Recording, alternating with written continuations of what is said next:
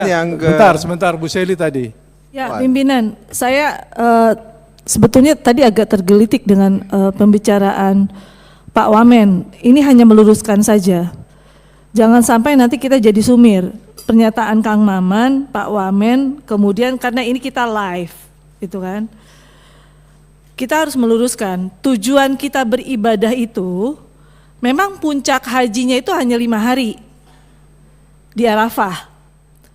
Tetapi jamaah itu kan berangkat 42 hari. Maka Pak Wamen, kita luruskan kembali bahwa niatan kita menempatkan jamaah itu di masing-masing maktabnya, di hotel-hotelnya adalah untuk mereka bisa fokus beribadah menuju Masjidil Haram. Gitu kan? Kalau mereka di Madinah, maka mereka ke Masjid Nabawi, gitu. Maka jangan sampai nanti salah persepsi juga nih.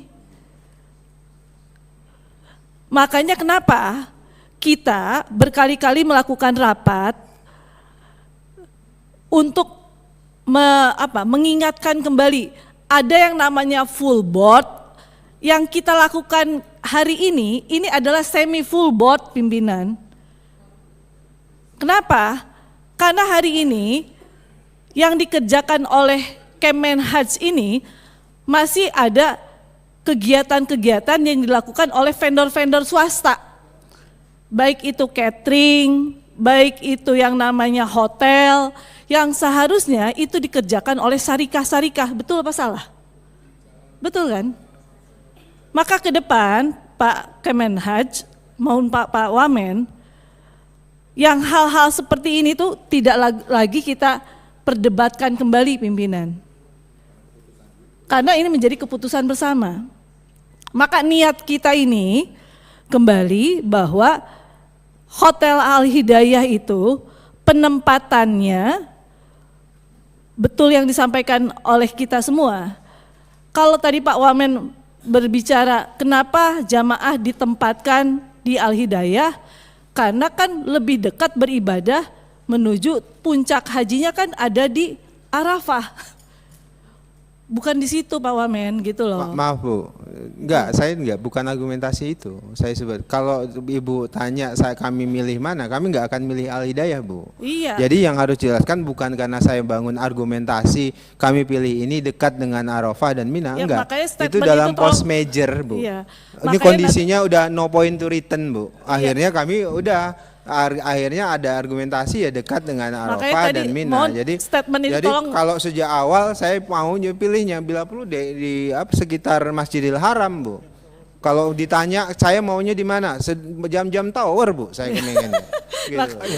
Makanya statement tadi itu mohon untuk diralat gitu loh. Maka jangan dibangun alasan dekat dengan Arafah. Makanya jangan Nanti kalau dibangun argumennya alasannya begitu, dekat dengan Arafah gitu loh. Menteri Haji memilih Al-Hidayah. Jangan memilih Al-Hidayah karena dekat dengan Arafah gitu loh.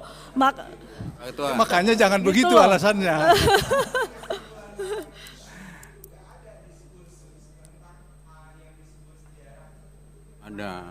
Ada. 4,5 kilo. Ada kalau itu. Sebentar, Pak.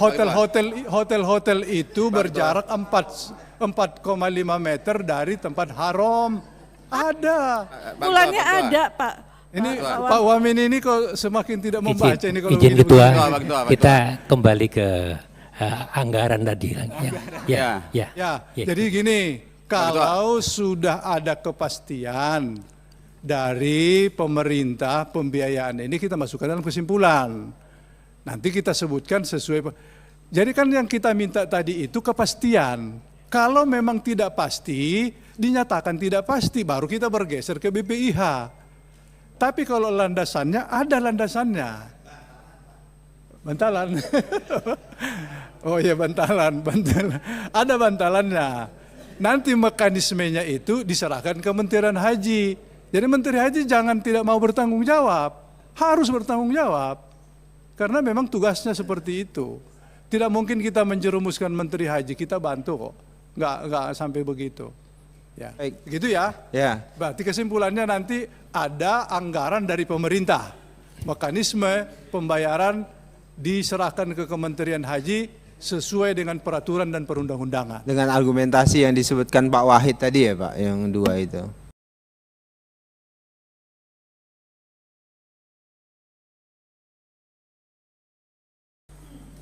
Yang mana? Yang tadi. Nanti kita bahas pas kesimpulannya Pak.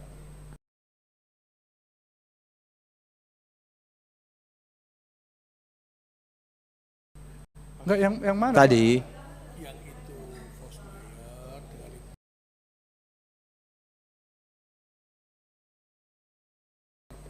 Kalau Posmayer nanti alasannya, nanti Bapak tidak mendapatkan Posmayer dari Saudi. Karena yang meminta ini juga bagian dari sistem di sana. Mereka tidak mau. Sudah kita saja yang membuat ini realitas. Harga afturnya naik. Kalau kita buat lagi Posmayer, nanti kita minta dari Saudi.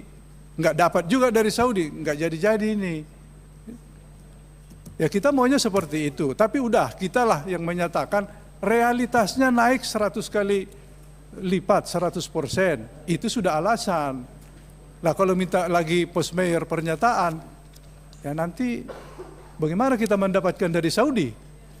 Nah, mungkin karena yang menuntut ini Saudi Airlines. Nah gitu saya kira apanya. Ya, kenaikan aftur ya. Kenaikan aftur. Kenaikan aftur Pak. Jadi argumentasi kenaikan aftur kemudian tidak ditangani oleh BPKH. Karena keterbatasan. Bukan tidak ditangani BPKH. Iya, berarti kan itu masuk kesimpulan Bu nanti. Iya, itu maksud saya Pak. Baik. Hal lain tadi? Ada Pak. Kemudian yang berikutnya Pak Pimpinan dan lainnya terkait dengan war ticket yang paling ramai. Tentu war ticket ini ada 3 hal yang menjadi perhatian kami. Sebenarnya ini concernnya Pak Hidayat Nur Wahid adalah bagaimana memperpendek antrian. Kemudian kedua, bahkan dalam posisi bagaimana antrian tidak ada, kira-kira begitu. Itu pertama. Kemudian kedua, apakah ini urgent? Memang keberadaan Kementerian Haji yang paling banyak ditanya oleh publik, mampu nggak memperpendek antrian ini? Masalah tepat dan tidak tepat sebenarnya bukan tidak tepat.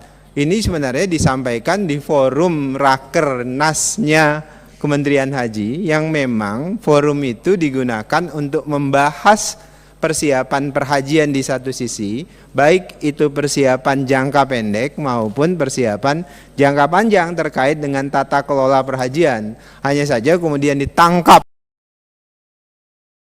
oleh wartawan yang disampaikan oleh Pak Menteri, kemudian berkembang sebagai